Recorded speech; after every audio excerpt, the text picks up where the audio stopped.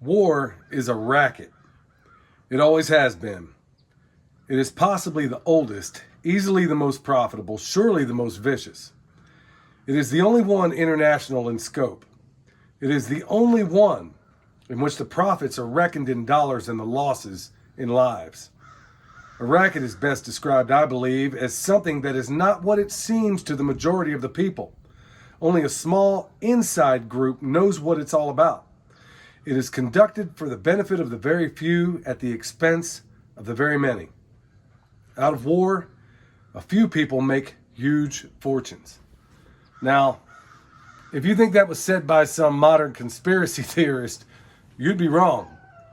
In fact, it was said by General Smedley Darlington Butler, one of only, I think, 8 people in American history ever to be awarded the Medal of Honor twice. And he was one of the ones that lived to tell about it. Okay, he wrote that some time ago. And if you read the entire book, War is a Racket, you'll find out exactly what he's getting at. And you'll find out that everything we're told about war and we're supporting the soldiers and all this stuff, you'll realize in very short order that Butler was right, always was. Okay, it's Veterans Day, or what some people call Veterans Day. If you want to know historically where it started, it began with that evil polecat Woodrow Wilson in 1919. You know, the same guy that said, whose campaign slogan at the time was, "He kept us out of war." Yeah, and then what happened soon thereafter? False flag attack, sinking of the Lusitania, there you have it, World War I. And all of a sudden this clown created what was originally called Armistice Day, which in 58 was changed over by Eisenhower to be Veterans Day. All right. So you're probably wondering, like everybody does that comes to visit this place, why this flag is flown upside down.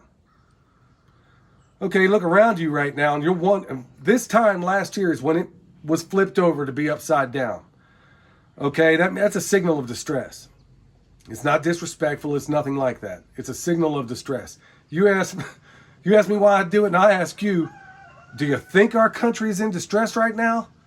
When we have people in the highest forms, in the highest places in our government, seeking to give almost $500,000 to people that illegally crossed the border. But those same veterans that everybody's out there wishing Happy Veterans Day are sitting there squabbling with the Department of Veterans Affairs for the 100%. You know, these amputees that are squabbling with them for the 100% disability that they deserve. Meanwhile, they're giving 50, but somehow you got the money to give 450 plus thousand to illegals. What about those veterans?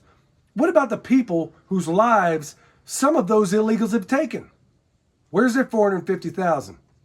What about that grandma and grandpa right now sitting on the front porch in this time of high inflation, sitting there flipping coins, wondering whether or not they can take their necessary heart medication or whether or not they're going to eat for that month? Or maybe there's other folks out there that have multiples of kids out there that are doing all they can to put bread on the table are wondering, are we going to feed the kids or are we going to pay that light bill? Okay, and you wonder why this thing's upside down?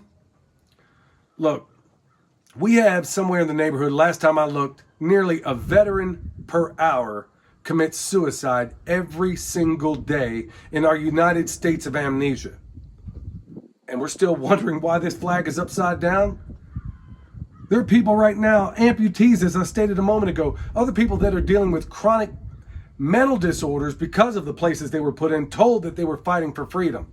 And you wonder why this flag's flying upside down? Look, in lieu of saying Happy Veterans Day to somebody like me or Michelle or maybe the others out there, I'm going to ask you to do something else. And it's completely up to you whether or not, as always, whether or not you choose to do it. I'm going to ask you to do 2 things.